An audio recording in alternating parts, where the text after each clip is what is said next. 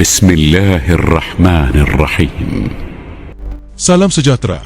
Bersua lagi dalam membongkar kisah sejarah. Kali ini kami membawakan satu lagi topik menarik, iaitu Awang Alak Bertatar. Seperti apakah kisah ini, mari sama-sama kita saksikan. Awang Alak Bertatar merupakan seorang raja yang mendapat gelaran sebagai Sultan Muhammad Shah setelah memeluk Islam pada awal kurun ke-13. Baginda pada asalnya adalah pemimpin kaum Bisaya, dan setelah berkenalan dengan pedagang dari Timur Tengah, Baginda mengsabarkan kepada mereka bahawa Baginda orang yang berkuasa di negeri ini. Oleh kerana dalam Islam kuasa diwakilkan sebagai Sultan, maka atas nasihat pedagang itu tadi, yang pada masa yang sama seorang wali Allah telah mendoakan Baginda agar menjadi pemerintah dan seterusnya menyebarkan syiar Islam pada masa itu.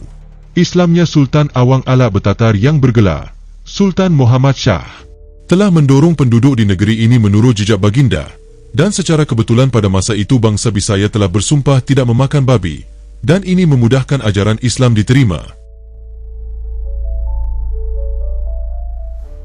Menurut sejarah, Awang Alak Bertatar adalah seorang yang berbangsa Bisaya dan menetap di sebuah perkampungan di Semenanjung Klias. Kisah bermula apabila Baginda berkahwin dengan seorang wanita tempatan dan dikurniakan seorang anak yang diberikan nama Awang Kuyo. Pada awal perkahwinan Baginda, secara tidak sengaja Baginda telah bertemu dengan seekor tambadau, seladang, yang bertanduk emas. Tembadau tersebut telah mengganggu hasil tanaman mereka sejak akhir-akhir ini. Keadaan ini telah menimbulkan niat Baginda untuk membujak binatang tersebut dengan andiban dan dijadikan makanan. Lalu Baginda memohon untuk meminjam bujak atau andiban milik bapa mertuanya dengan harapan dia akan dapat membunuh tambadau tersebut. Setelah berjaya menjunamkan bujak tersebut, kegembiraan mula terpancar di wajah Baginda kerana menyangka tambadau itu telah mati di tangannya. Akan tetapi harapan Baginda berkecai apabila menyedari binatang tersebut masih hidup, lalu melarikan diri bersama-sama bujak tersebut. Dengan hampa Baginda pulang ke rumah menemui bapa mertuanya lalu menceritakan pengalaman tersebut. Oleh kerana marahnya kepada menantunya atas kehilangan andiban kesayangannya itu, mertuanya pun mengatakan tentang betapa sayangnya beliau akan andiban tersebut daripada menantunya itu, atau dalam bahasa Bisaya menialak. Kepulangan. Setelah merantau sambil menjejaki bekas atau tanda yang ditinggalkan oleh tambadau itu tadi, berbekalkan nasi dan beberapa jenis makanan tradisi yang disikut di dalam takiding, maka Baginda telah mendapati bangkai binatang tersebut di hulu sebatang sungai yang berpunca mata airnya dari Gunung Kinabalu. Oleh kerana penat, maka Baginda pun mendirikan sulap di sana, lalu menetap untuk beberapa tempoh yang lama. Setelah lama merantau, Baginda teringat untuk kembali ke pangkuan isteri Baginda. Lalu dengan pantas Baginda mengorak langkah menuju kampung halaman Baginda. Apabila tiba, Baginda terus mendapat isterinya lalu bertanyakan kabar anaknya dan di mana ia sekarang berada. Kata isterinya, anak kita berada di sana, atau dalam bahasa Bisaya Kuyuh maksudnya di sana. Apabila mendapati anaknya telah meningkat dewasa dalam sekelip mata, Baginda bertanya berapa lama sudah dia meninggalkan kampung tersebut. Menurut isterinya, agak lama dan dia pun tidak ingat. Maka hiduplah mereka anak beranak dengan aman dan damai. Setelah berusaha bersungguh-sungguh, maka Semenanjung Klias telah berjaya dimajukan dan menjadi salah sebuah pelabuhan yang maju dan terkenal. Perniagaan yang dijalankan oleh Baginda adalah tanaman halia dan menjualnya kepada peniaga-peniaga tempatan maupun luar negara.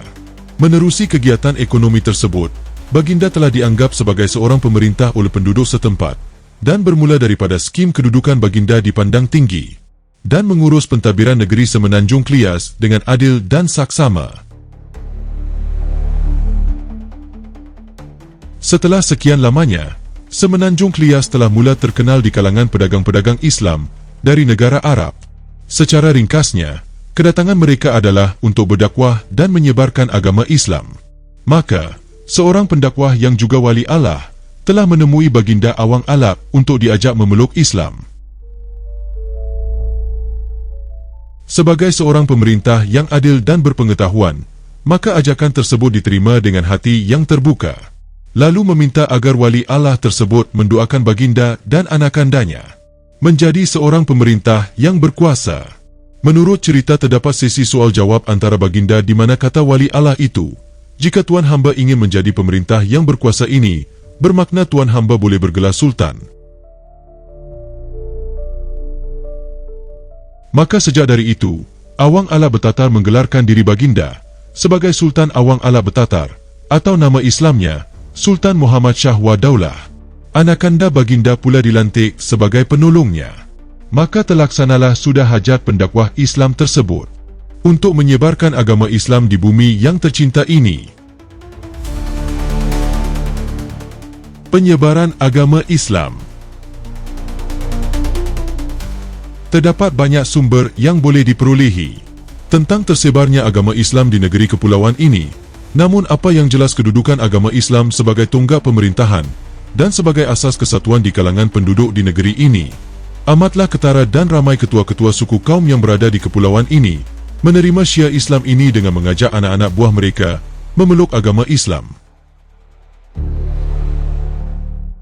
Demikian juga apabila berlakunya perkahwinan campur, dan seterusnya menambahkan lagi keakraban hubungan sesama kaum dan mewujudkan masyarakat majmuk yang saling memahami dan berkongsi setiap permasalahan yang mereka hadapi. Buktinya, penduduk di negeri Sabah merupakan contoh atau model terbaik dalam memanifestasikan keharmonian antara kaum ini. Islam telah lama bertapak di bumi ini, iaitu seawal kurun ke-13 Masihi. Menurut sumber Cina, pemerintahan di kepulauan ini telah menghantar ufti ke negara China pada awal kurun ke-9 Masihi dalam bentuk bunga emas.